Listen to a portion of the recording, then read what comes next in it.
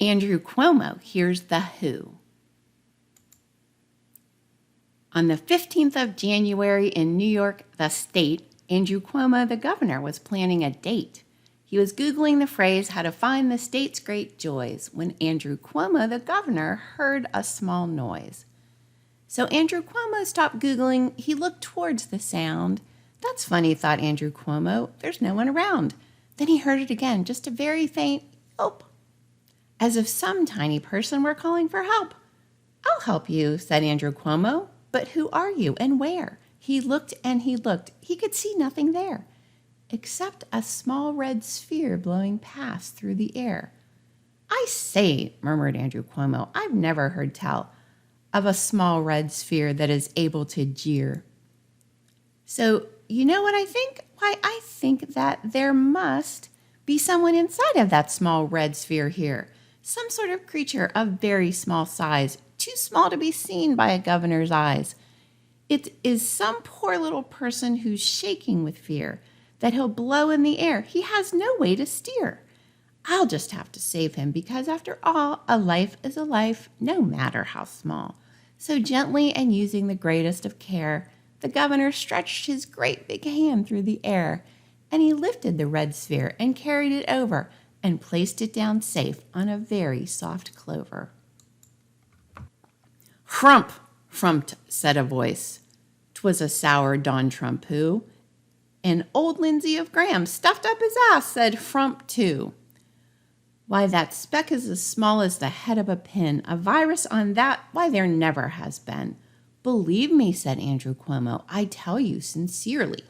My ears are bigger than yours, and I heard him quite clearly.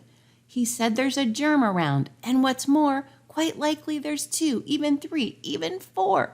Quite likely a pandemic, for all that we know. A pandemic with droplets just starting to flow. So please, Andrew Cuomo said, as a favor to me, tell everyone to stay home. Don't just let this be. I think you're a tool, laughed the sour Don Trumpu. And old Lindsay of Graham stuffed up his ass, said, me too.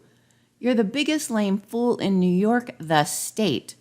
And the two began plotting how to keep this tale down. What terrible humans, the governor frowned. I can't let my very small voice get drowned. I've got to protect him. I'm bigger than they. So he plucked up the sphere and he hustled away. Through the high-speed Wi-Fi, the news quickly spread. He talks to red spheres? He's out of his head. Just look at him walk with that speck wearing a mask. And Andrew Cuomo did walk, worrying about this great task. Should I put this sphere down, Andrew Cuomo thought with alarm. If I do, many New Yorkers may come to great harm. I can't put it down, and I won't, after all. A life is a life, no matter how small. Then Andrew Cuomo stopped walking. The sphere voice was talking. The voice was so faint he could just barely hear it. Speak up, said Andrew Cuomo, and he put his ear near it. My good man, came the voice, you're a very fine friend. You've helped all us folks in this red sphere, no end. You've heard all our data, our stats, and our yells. You've heard all our warnings and ringing of alarm bells. You mean, Andrew Cuomo gasped, we're all in deep crap? Oh, yes, piped the voice. We've even drawn you a map. I know, called the voice. I'm too small to be seen, but I'm a director of an org that's friendly and clean. Our power to you would seem more like cream pies. We can only ask countries to please tell us no lies. My org is called Whoville, and I'm the head who. And we're mostly sciencers at Who, and we are thankful to you. And Andrew Cuomo called back to the man with the frown. You're safe now, don't worry, I won't let you down. But just as he spoke to the director of the sphere, a fox gnat climbed up into Andrew Cuomo's ear. Sean Hannity came shouting, what rot! This governor is talking to who's. I bet he smokes pot. There aren't any viruses. It's all a big hoax. Fox News will stop this nonsense. I bet no one even croaks. They snatched Andrew Cuomo's sphere. They carried it off to a black-bottomed sycophant named Mike Pensacough, a mighty religious zealot of very right wing. And they said, "Will you kindly get rid of this thing?" And before the poor governor could even have rants, that Pentecost scurried off with the sphere in his pants. All later that month and far into the next, that sour Don Trumpu continued to rally and text, while Andrew Cuomo closed schools and some retail stores too, and even locked down New Rochelle. Yes, it's true. And begged, please don't harm all my folks who have as much right to live as you rich folks do. But far, far beyond him, sour Don Trumpu kept laughing. Those numbers are wrong. You're making them up. And over his shoulder called back, oh, quit your yapping. You'll not harm my ratings. I won't let you do it. And I'll bury this crap where you'll never get to it. And at 6:56 the next morning, he did it. He's a terrible bad leader, and that's why he hid it. Don muffled the sound of warnings yelled from those voices.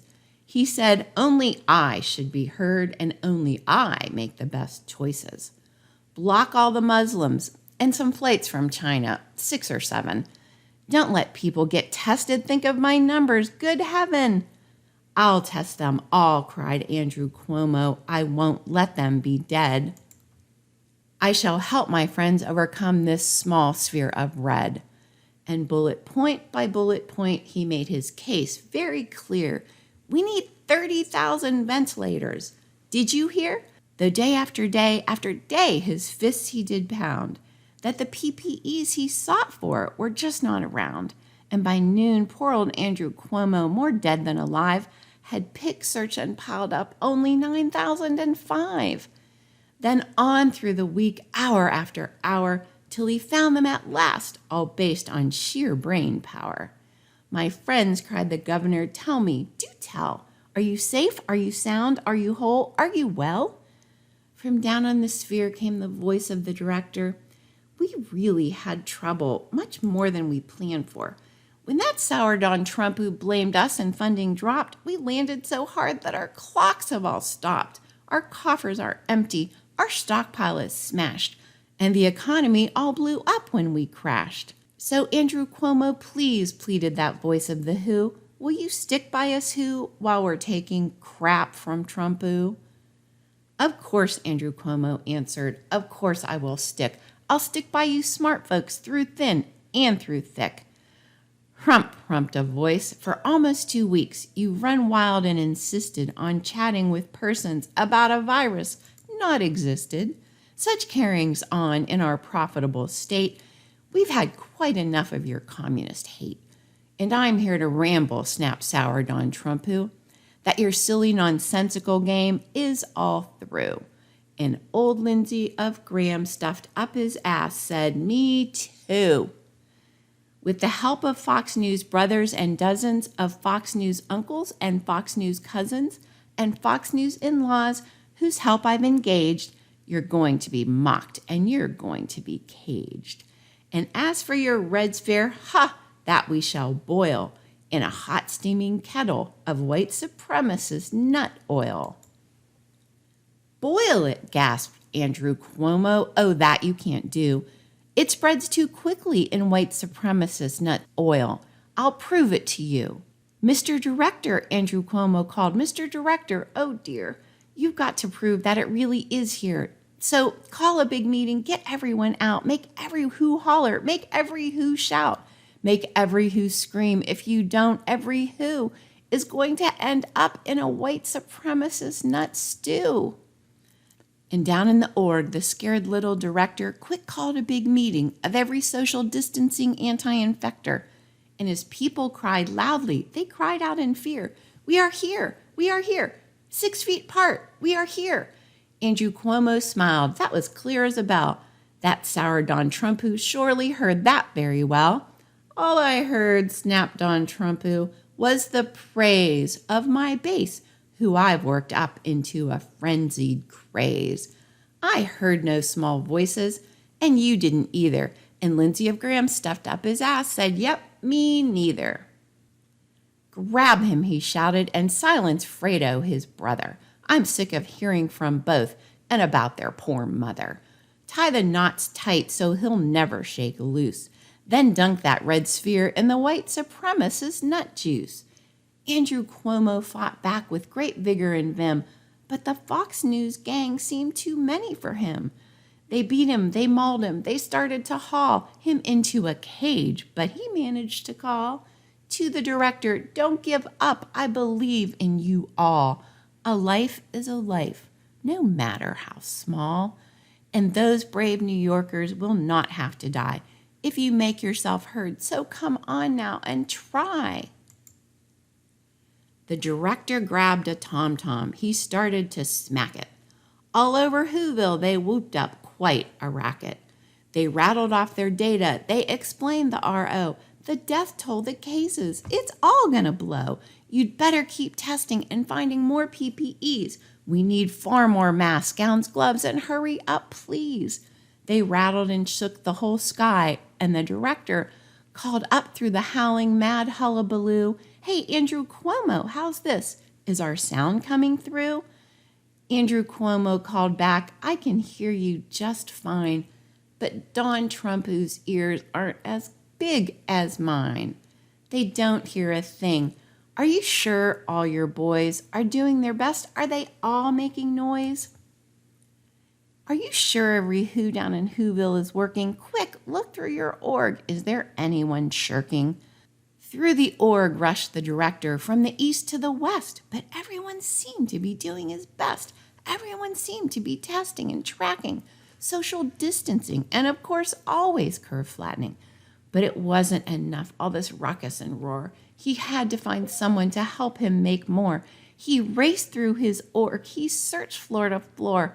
And just as he felt he was getting nowhere and was almost about to give up in despair, he suddenly burst through a door, and that director discovered one shirker quite hidden away in the NIH department, Department 12J. A very smart teeny doctor that they called Fauci was standing there quietly bandaging an ouchie, not making a sound, not a yip, not a chirp. And the director rushed inside and he grabbed the old twerp and he climbed with the doctor up to the microphone tower. "This," cried the director, "is your country's darkest hour. The time for all citizens who have blood that is red to come to the aid of their country," he said. "We've got to make noises in greater amounts. So open your mouth, Doc, for every voice counts." Thus he spoke as he climbed. When he got to the top, Dr. Fauci cleared his throat and he shouted out, "Stop!" And that stop, that one small extra stop, put it over. Finally, at last, from that sphere on the clover, their voices were heard. They rang out clear and clean. And Andrew Cuomo smiled. "Do you see what I mean? They've proved there's a virus, no matter how small, and our whole world was saved by the smallest of all." "How true, yes, how true," said sour Don Trumpu. "And from now on, do you know what I'm planning to do? From now on, I'm going to pretend I was always with you." And Lindsay of Graham stuffed up his ass, said, "Me too. From the sun in the summer, from rain when it's autumn, I'm going to pretend I don't only feed from the bottom. My base will believe me, whatever I say. They only share one whole brain between them. It's just easier that way. No one will remember it was Cuomo who said it. I'll just repeat over and over that I get all the credit." Andrew Cuomo replied, "Do what you want as long as we agree. Every life is of value, no matter how little you think them to be." The end.